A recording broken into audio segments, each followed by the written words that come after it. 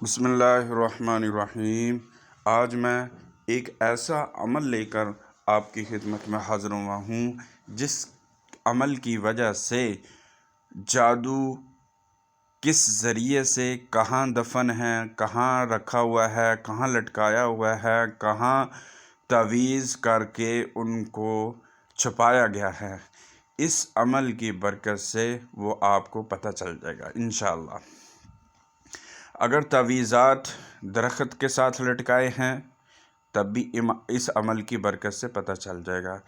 اگر قبرستان میں دفن کیے ہیں تب بھی اس عمل کی برکت سے پتہ چل جائے گا۔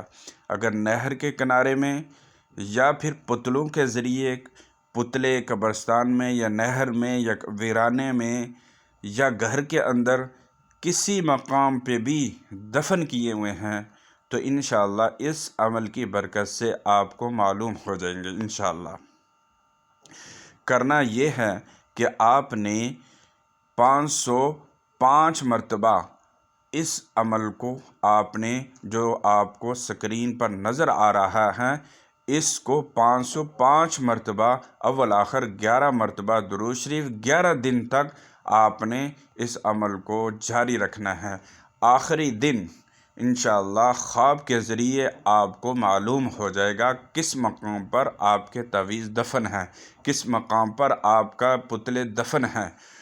تو جب آپ کو پتہ چل جائے گا تو آپ نے 11 مرتبہ یہ عمل پڑھنا ہے جو آپ کو سکرین پر نظر آ رہا ہے، اور دونوں ہاتھوں پر دم کرنا ہے۔ اس مقام پر آپ نے جانا ہے، نہر کے کنارے پہ یا پھر قبرستان میں دفن کیا ہے وہاں پہ خواب کے ذریعے آپ کو معلوم ہو جائے گا کون سا مقام ہے۔